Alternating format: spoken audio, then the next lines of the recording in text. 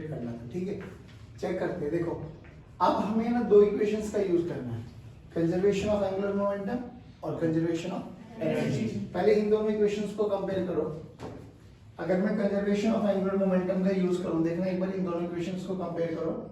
ms v1 a 1 minus e, this is equals to ms v2 a into 1 plus e। ms a will cancel out, यानी v1 को मैं लिख सकता हूँ v2 1 plus e 1 minus e। देखो ठीक, यहां से वो वाली इक्वेशन लिखो। अब कहां से? वो वाली कंजर्वेशन ऑफ एनर्जी को करो स्टार्ट।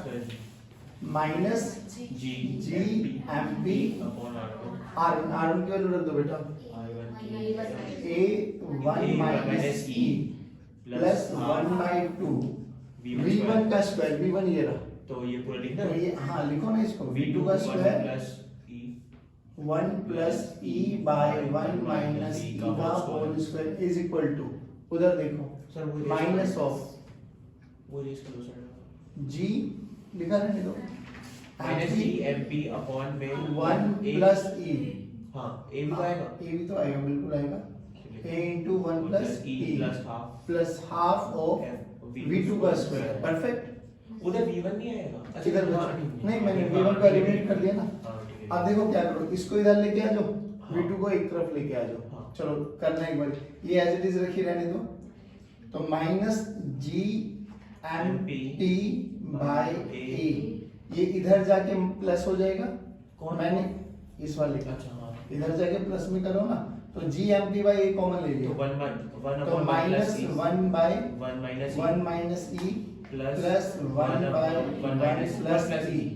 यहाँ तक बताओ कोई दिक्कत? नो सर, इधर जाके ये माइनस में जाएगा, तो 1/2 v2 का स्क्वायर, v2 का स्क्वायर कॉमन ले लिया, 1 माइनस 1 प्लस 1 प्लस e का होल स्क्वायर 1 माइनस e का होल स्क्वायर। परफेक्ट है, कोई दिक्कत?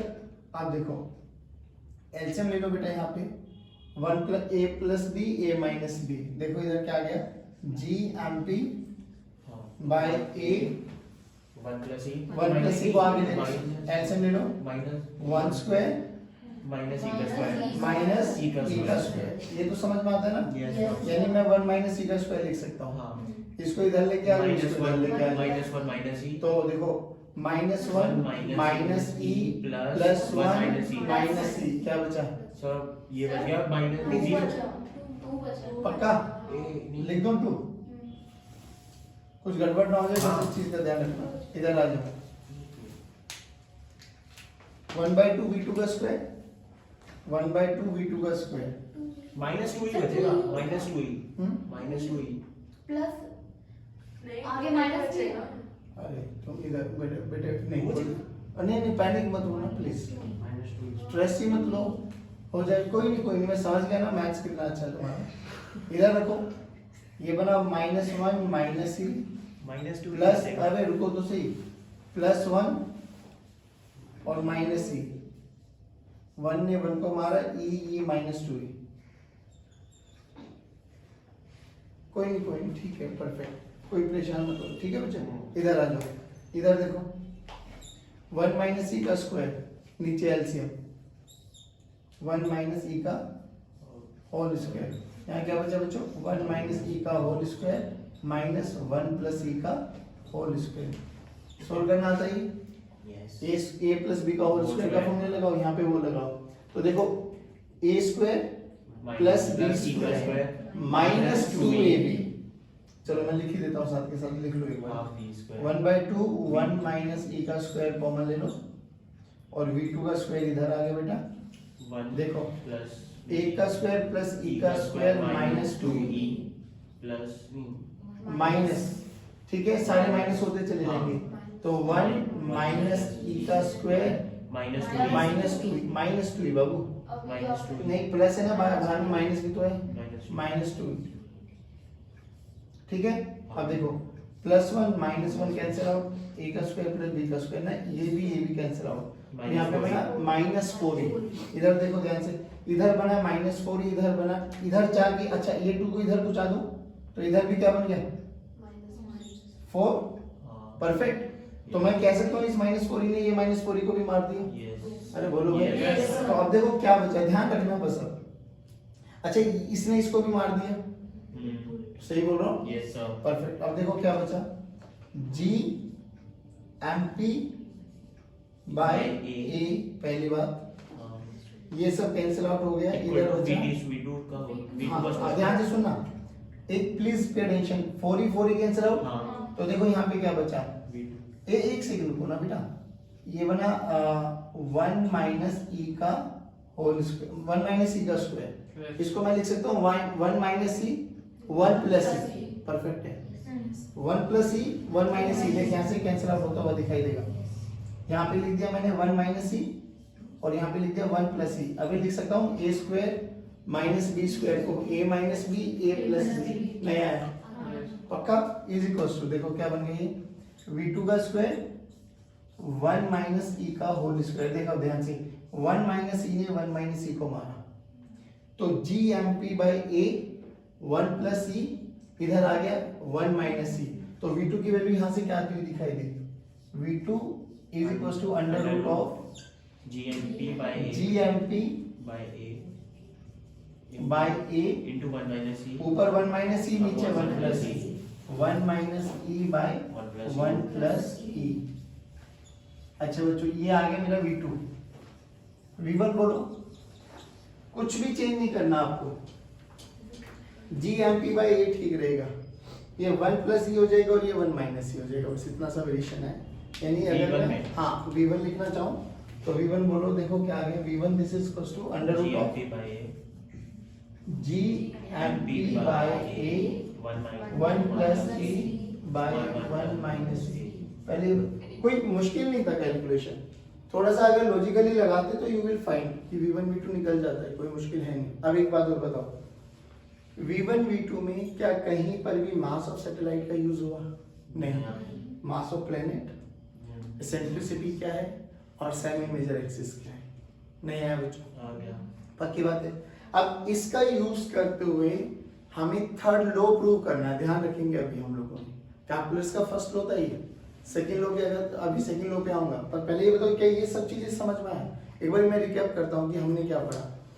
हमने कल के लेक्चर में डिस्कशन किया था कि भाई हम बेसिकली एलिप्टिकल ऑर्बिट को पढ़ेंगे। अभी तक हम लोगों ने जितने भी ऑर्बिट पढ़े थे वो सारे के सारे सर्कुलर हैं।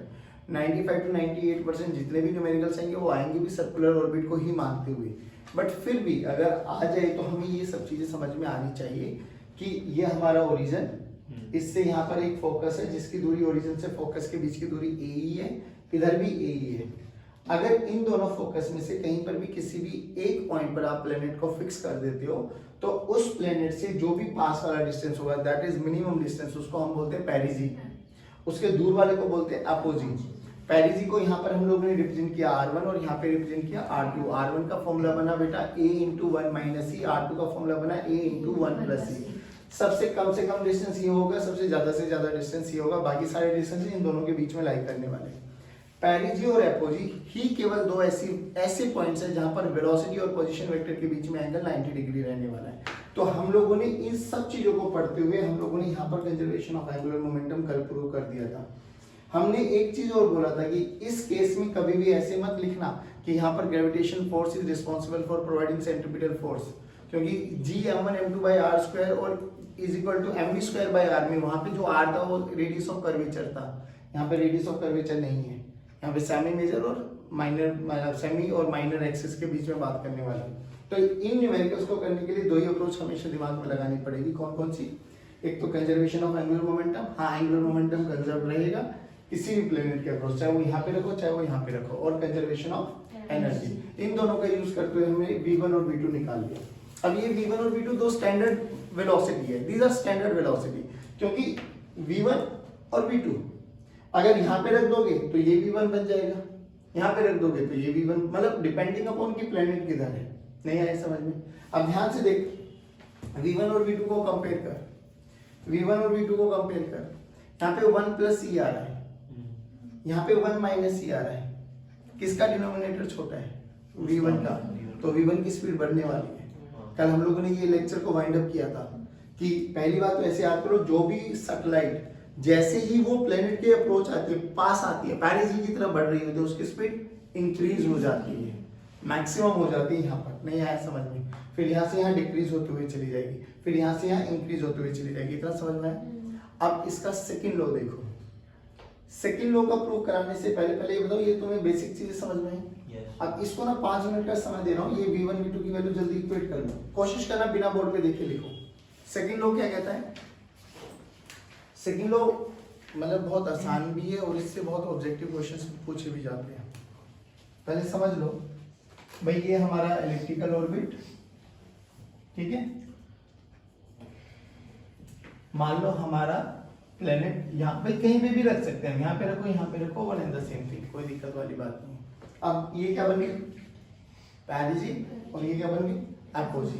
बात समझ में आई? अब सुनो, वो क्या कहता है कि area swept by the satellite on the planet in a given interval of time is equal.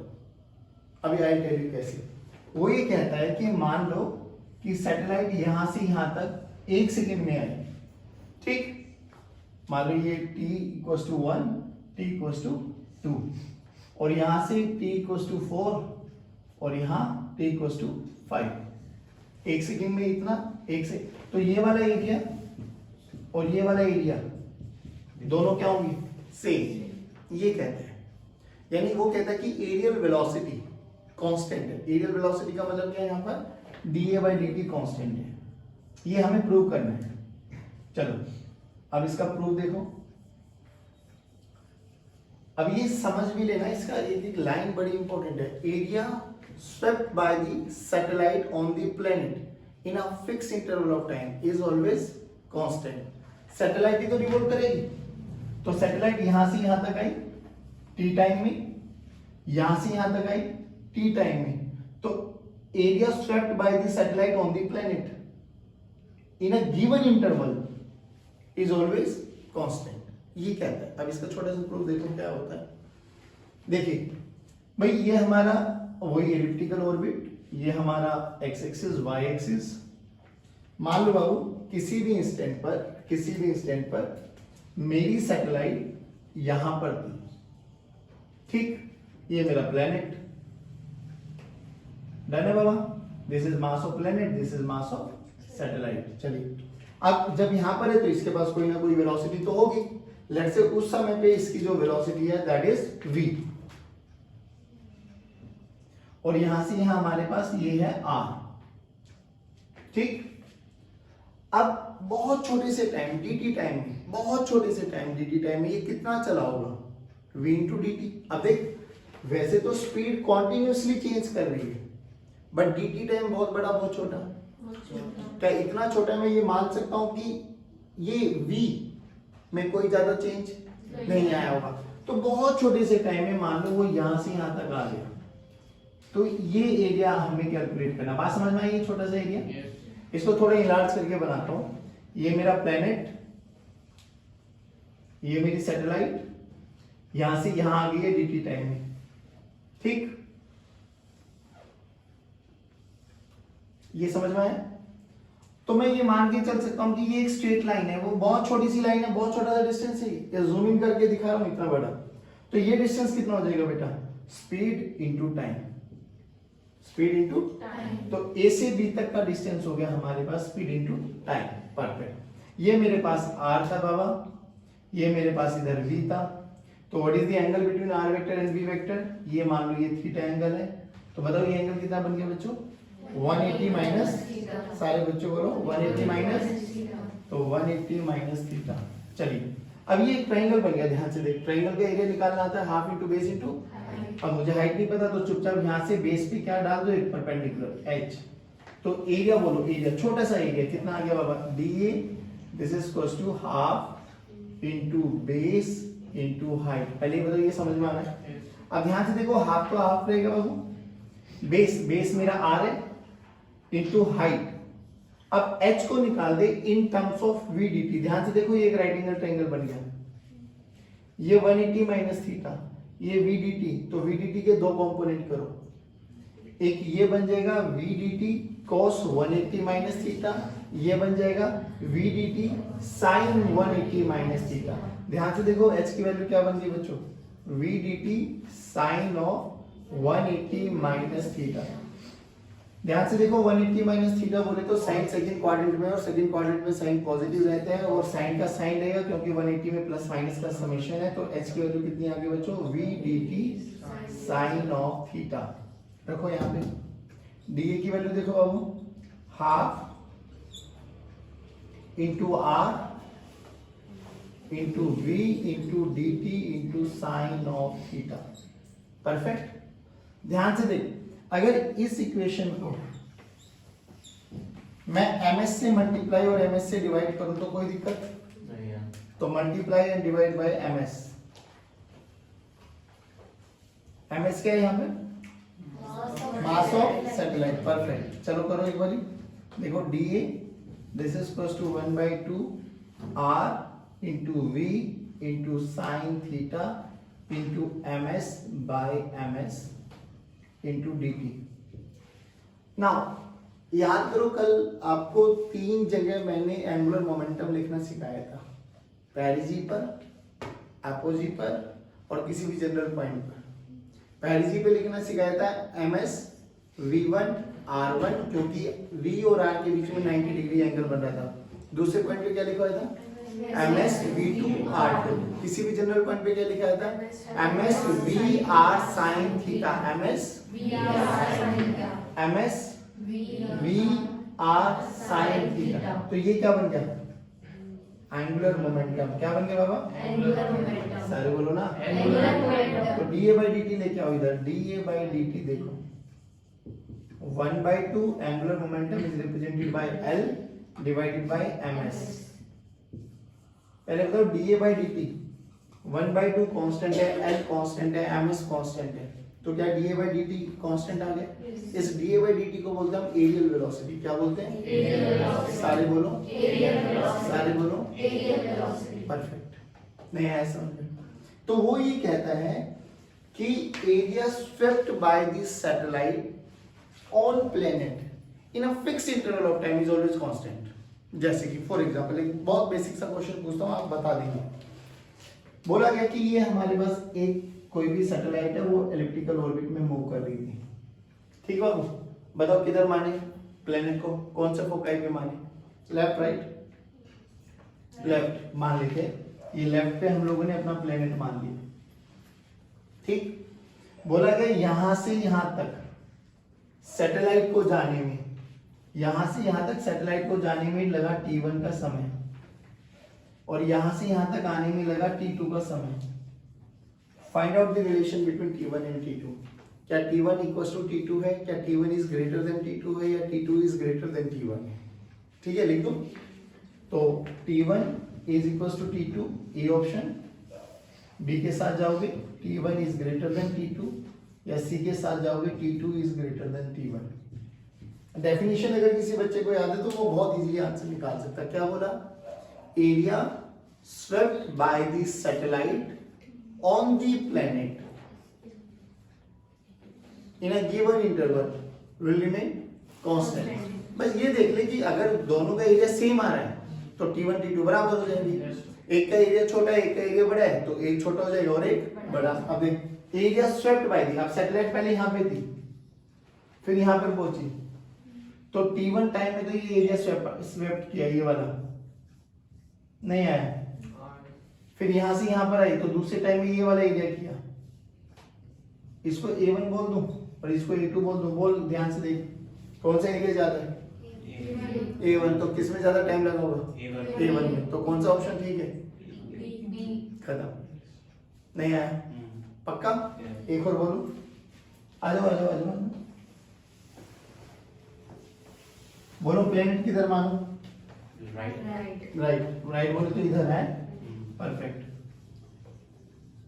यहां से यहां तक जाने में टाइम लगा t1, यहां से यहां तक जाने में टाइम लगा t2। देखो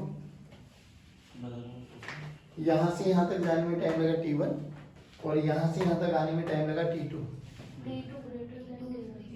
फिर वही एरिया कैलकुलेट कर लो भाई। यहाँ एरिया ये बना, बस यहाँ एरिया ये बना, बोलो खत्म। नहीं आया? श्योर पक्का पक्का। थर्ड लोग क्या कहते हैं, क्या प्लस कि time period of revolution is directly proportional to a cube. ठीक है ना। जब हम लोग ने ऑर्बिटल वेलोसिटी ऑर्बिट सर्कुलर माना था तो वो आर क्यूब के डायरेक्टली प्रोपोर्शनल आया था। आज ए क्यूब के डायरेक्टली प्रोपोर्शनल आना, ये प्रूव करना है। ना प्रूव कुछ नहीं करना, अभी जो हम लोग ने स्टार्ट किया ना कि डी बाई डी टी क्या होता है, कांस्टेंट, और डी बाई डी टी की value 1/2 L by M S. Perfect है ना। ये हमें प्रूव करना है।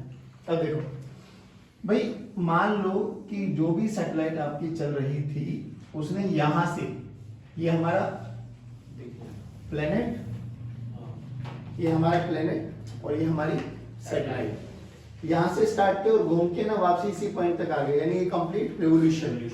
कितना टाइम लगा, कैपिटल टी। कितना एरिया लगा, pi A B. Area swept कितना किया, पूरा का पूरा पाई ए बी। अरे area of pi A B होता है ना। तो देखो पूरे ए कंप्लीट रिवोल्यूशन में pi A B divided by capital T किसके बराबर होगा, 1/2 L into M S. 1/2 L into बस चलो करते हैं। ये दूरी हमारे पास r1, इस समय इसकी वेलोसिटी है v1 पहली जी पर। ये मास of planet and this is mass of satellite in one complete revolution, in one complete revolution. जल्दी बोलो बाबा, एरिया कितना हो जाएगा, पाई ए बी, और टाइम मैंने माना t। तो ध्यान से देखो उस इक्वेशन को लगाओ, pi A B divided by t must be equals to half into l। लिखो इस वाले पॉइंट पे l, m इनटू s, मतलब m भी r होता है ना। l की तो वैल्यू लिख रहा हूं ना बाबू, ms into v1 into r1 divided by ms cancel out. अपन को टाइम निकालना है तो टाइम को उधर लेके जाओ, बाकी सारे फैक्टर्स को एक तरफ लेके आ जाओ। तो अगर मैं चलो pi A B into 2 divided by v1 r1 this is equals to t। Perfect. अभी याद करो v1 की वैल्यू अभी निकाली आप लोगों ने। चलो 2 पाई a, अब याद करो कल b का एक रिलेशन पढ़ा था a के साथ। क्या पढ़ा था, a into under root of 1 minus e का स्क्वायर डिवाइडेड बाय v1 की value under root of gmp by a 1 plus e 1 plus e। हाँ अभी रुको ना, 1 plus e by 1 minus e लिख सकता हूँ। श्योर, ध्यान रखना r1 a into 1 minus e। Perfect. ध्यान से देख, इसको मैं क्या लिख सकता हूँ, 1 प्लस e 1 प्लस e। हाँ under root of 1 plus e into 1 minus e। अगली बार यही लिख दूं, हां सर है। हां अरे बोलो भाई, Yes, sir. Under root of 1 minus e के स्क्वायर को मैं लिख सकता हूँ under root of 1 minus e under root of 1 plus e लिख सकता हूँ। यस या नो। तो इसी को मैं यहाँ पे चेंज कर देता हूँ इनटू 1 प्लस e। देख कितनी चीजें कैंसिल आउट हो गई। Sir 1 plus e 1 plus e। ये खत्म। हां 1 प्लस। अब ध्यान से देख, ये ऊपर चला जाएगा तो ये 1 माइनस e बन जाएगा। भाई ये देखो ना, 1 माइनस e का whole square, root cancel out. हां तो इसने इसको मारा नहीं है। श्योर पक्का पक्का। पर माइनस में है।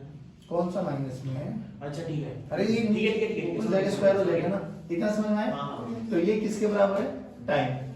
अब देख टाइम की वैल्यू क्या आ गई, 2 पाई 2 पाई a का स्क्वायर। हां ऊपर और कुछ नहीं बचा, नीचे देखो अंडर रूट gmt।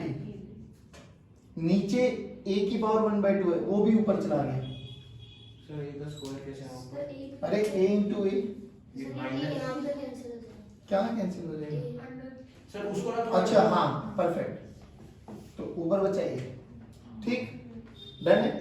अब ये a था, a का रूट है बाबू, ये हां a का रूट ऊपर चला जाएगा तो a की पावर 1/2। ध्यान से देखिए सब क्या है, सर वो constant 2 pi constant g constant mp constant. t तो t equals to a constant a की की पावर 3 बाई क्यूब रूट से वो स्क्वायर ले लो। t क्यूब इक्वल टू मतलब नहीं आया,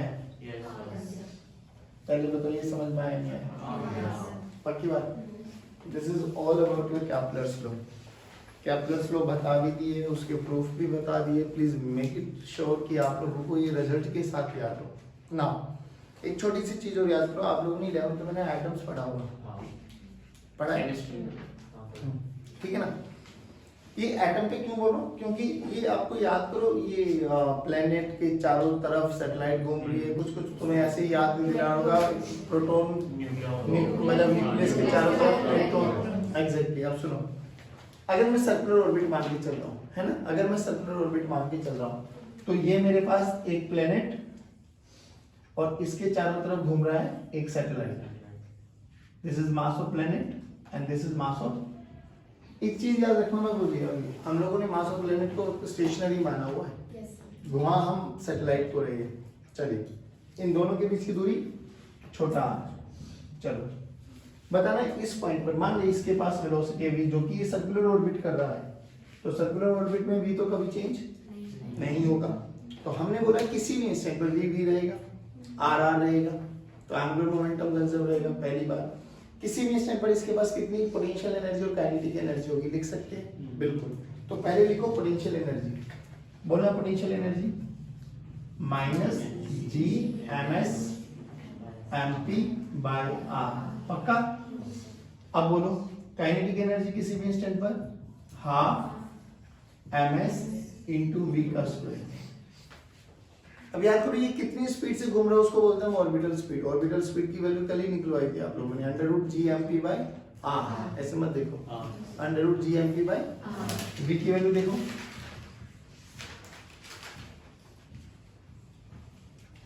सच्ची में ये निकलवाई थी, ऐसे मत देखो, सही बोल रहा हूँ, under root G M P by पक्का। अब देखो, जब वो सैटेलाइट घूम रही है तो उसके पास पोटेंशियल एनर्जी, उसकी कॉन्फ़िगरेशन के कारण वो चक्कर लगा रही है, तो उसके पास वेलोसिटी भी है, तो काइनेटिक एनर्जी भी है। तो टोटल मैकेनिकल एनर्जी क्या होती है? सम ऑफ काइनेटिक प्लस। बस मेरा जो मोटो है ना, मेरा मोटो ये कि इस v की वैल्यू को यहाँ पे रखो, रख के देखो 1/2 ms g mp by r। इस टर्म को चेक करो एक बार, देखो G M S M P by R, G M S M P by R का हाफ, यानी मैं ये बोल सकता हूं कि ये क्या है? Potential energy. Kinetic energy is half of potential. कुछ केमिस्ट्री में पढ़ा है तुमने ऐसा? Kinetic energy equals to total energy is negative of kinetic energy. पता नहीं पढ़ा है, इधर देखो, टोटल एनर्जी निकालो, total energy sum of kinetic energy plus potential energy. Kinetic energy ये रख दो बेटा, हाफ जी, अच्छा मैं इसको हाफ यू लिख दूं, है ना, और पोटेंशियल एनर्जी को मैं यू लिख रहा हूँ। अरे मत देखो, मैं सही कर रहा हूं। तो टोटल एनर्जी देख किसके बराबर आई? Minus U by two. अरे नहीं आया, और माइनस यू बाई टू क्या? बेसिकली काइनेटिक एनर्जी का नेगेटिव। बोलो भाई, आ गया। अब बहुत बेसिक से क्वेश्चन पूछे जाते हैं, वो सुनो एक बार, कि अगर मैं इस r को बढ़ा दूं या कम कर दूं तो v पर क्या फर्क पड़ेगा? r को बढ़ाओ तो v की वैल्यू कम होगी, v कम हो गए तो what about kinetic energy? Come. What about potential energy? वो बढ़ेगी। बताओ पोटेंशियल एनर्जी के बारे में। पोटेंशियल एनर्जी भी आप पे डिपेंडेंट है, तो अगर r को बढ़ाओगे तो पोटेंशियल एनर्जी का मैग्नीट्यूड कम होगा। नेगेटिव में मैग्नीट्यूड का कम होने का मतलब है बढ़ना, तो पोटेंशियल एनर्जी बढ़ जाएगी। नहीं आया समझ में? बाकी ऐसे बहुत सारे क्वेश्चंस पूछे जाते हैं, पहली बात तो ये याद रखो। नहीं आया समझ में? ये बहुत इंपॉर्टेंट रिलेशन है, इसलिए याद रखना है इसको, कि total energy is negative of kinetic energy और kinetic energy is half of potential energy. हाँ, जब तक हम ये वाला ऑर्बिट मान के चलेंगे इसमें कोई दिक्कत वाली बात। उसमें तो तुम्हें लिखना सिखाया तो था भी, G M one M P है ना, ऐसे करके वो बात समझ में आई यहाँ पर, ये सब चीजें समझ में आ जाएगी। अब ना बहुत बेसिक सा क्वेश्चन और बताता हूँ तुम्हें, 2-3 केस है वो और समझ लो, फिर इस चैप्टर को यहीं वाइंड अप करते हैं। देखो मुझे एक बात बताओ, मान लो ये मेरी अर्थ है बाबा, है यहां से r दूरी पर मैंने एक ऑब्जेक्ट को लिया, चाहे भले इसको सैटेलाइट मान लो, सैटेलाइट को r डिस्टेंस पे ऊपर लेके चला गया और इसको मैंने रिलीज कर दिया। क्या कर दिया? सारे बोलो। तो रिलीज कर दे तो क्या हुआ होगा? कैसा पाथ फॉलो करेगा? Straight line. कैसा पाथ फॉलो करेगा? इतना क्या सोच रहे हो? तो इसको अगर यहाँ पे ले जाए छोड़ दो तो सीधे तो आएगा ही। तो path will be a straight line. Path will be a perfect. अगर मैं अभी सेम पार्टिकल को r हाइट पर ले जाकर एक रफ्तार दूं यहाँ पर √g_m_p/r, तो बोलो कैसी ट्रेजेक्टरी फॉलो करेगा? सर्कुलर। कैसी ट्रेजेक्टरी फॉलो करेगा? याद रखना ये सर्कुलर के लिए g_m_p/r। कैसी ट्रेजेक्टरी? सर्कुलर। सर्कुलर के लिए ये रेडियस और ये रेडियस हर पॉइंट पर क्या हो जाएगा? सेम। ओके। अगर मैं इसको स्पीड दे दूं √2g_m_p/r, ऐसे मत देखो मुझे, यहां ले जाके अब स्पीड दे दी मैंने √2g_m_p/r। अब बोलो पहली बात तो ये कौन सी स्पीड है? एस्केप। एस्केप कर जाएगी तो प्रोजेक्टाइल पाथ। अब एक चीज समझो, ये तीनों केस बता दिए मैंने। अब लेकिन आप ये बोलोगे कि सर लेकिन अभी तो आपने बताया कि एलिप्टिकल पाथ लेते हैं, तो ये कब काम में आएगा? अब now point to be noted. ये तो देख इसमें कोई मोशन नहीं दिया तो सीधा उठाया छोड़ दिया नीचे आया, एक स्पेशल केस है। इसमें कर दिया तो वो अर्थ की ग्रेविटेशन फील्ड से बाहर चला गया, तो पाथ विल बी प्रोजेक्टाइल। लेकिन जब भी पार्टिकल की वेलोसिटी, ध्यान से सुनना, इन दोनों के बीच रहेगी, यानी वेलोसिटी इससे तो बड़ी होगी और इससे, या पार्टिकल की वेलोसिटी इन दोनों के बीच में रहेगी। इन दोनों के बीच का मतलब है 0 से लेके √g_m_p/r। भाई इसके अलावा और केस बन सकता है? भाई ये मिनिमम है कि ऊपर ले जाके छोड़ दो, ये एक स्पेशल केस है। बाहर निकालना है तो ये है, तो या तो इन दोनों के बीच में होगा या इन दोनों के बीच में होगा। तो इन तीनों के तो पाथ मुझे समझ में आ गए sir, straight line, circular, projectile. Okay. अभी एक बात बता, इससे नीचे नीचे चलो, √2g_m_p/r से नीचे नीचे मैंने स्पीड दी, क्या वो कभी भी अर्थ की ग्रेविटेशन फील्ड से बाहर निकल पाएगा? नहीं, कभी नहीं। भाई चाहिए कितनी? √2g_m_p/r। उससे छोटा छोटा रखो तो कभी भी फील्ड से बाहर नहीं। दिमाग में बिठा ले, जब तक वो ग्रेविटेशनल फील्ड के अंदर ही रहेगा ना, तो path will be a ellipse. Path हमेशा कैसा रहेगा? एलिप्स। कैसा रहेगा? सोच के देख, इन दोनों के बीच में कैसा पाथ रहेगा? एलिप्स। कैसा रहेगा? कैसा रहेगा? इन दोनों के बीच में भी एलिप्स, इन दोनों के बीच में भी। अब सुनो, कई बार क्वेश्चंस में एक ऑप्शन मिलेगा तुम्हें एलिप्स और कई बार मिलेगा आर्क ऑफ एन एलिप्स। अब सर इन दोनों में कैसे, कौन सा आंसर ठीक होगा? आप समझना कि अगर आपका पार्टिकल, बच्चों प्लीज पे टेंशन, आपने छोड़ा और उसने बिल्कुल ऐसे करते हुए एक पाथ को फॉलो किया,